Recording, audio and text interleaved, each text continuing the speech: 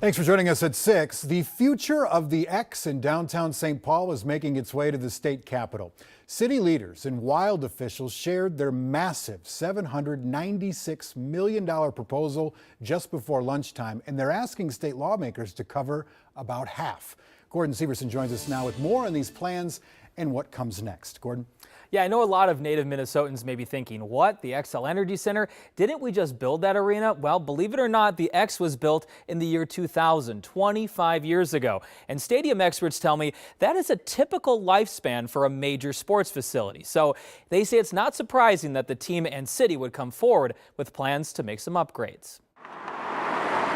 When you think of a building that needs renovations, you may not think of a thriving sports arena where big-name bands and hockey tournaments are being played. Big things are happening. Given that success, it's a tough ask for Mayor Melvin Carter and the Minnesota Wild to have the state cover half of a nearly $770 million renovation, including the Xcel Energy Center. I recognize the face value paradox of making an argument for an arena renovation among communities arguing for critical needs. The proposal did receive some pushback from lawmakers who are concerned about the high price tag. Unfortunately, this is a huge ask. How we get to that dollar amount is going to be the challenge.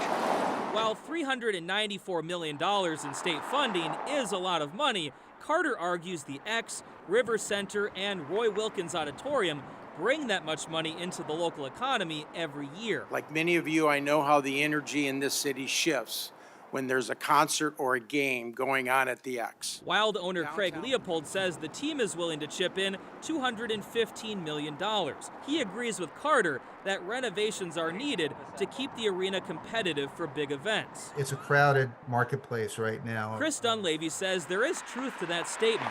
He's the CEO of Brailsford and Dunleavy, a company that develops sports facilities across the country. Nationwide, there is a boom of buildings that have reached the end of their first useful life. And he says other cities are making those upgrades, so there is pressure to keep up.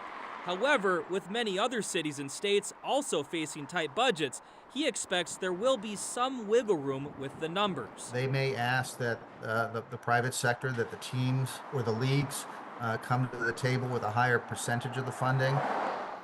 I also spoke with a business professor at St. Thomas who says it's bad timing for a proposal this large, given the tight budget and the economy right now. He says we're also in a unique situation politically where many taxpayers would question why they should have to pay to help a sports team owner and nearby businesses make more money. I'm sure some of these opinions will come out as the process moves on. Speaking of, what's the timeline of this? Well, Mayor Carter says that they could start these renovations as early as next year, but it has to go through the Capitol, so that could take some time. That may not happen. All right, Gordon Severson, thank you, sir.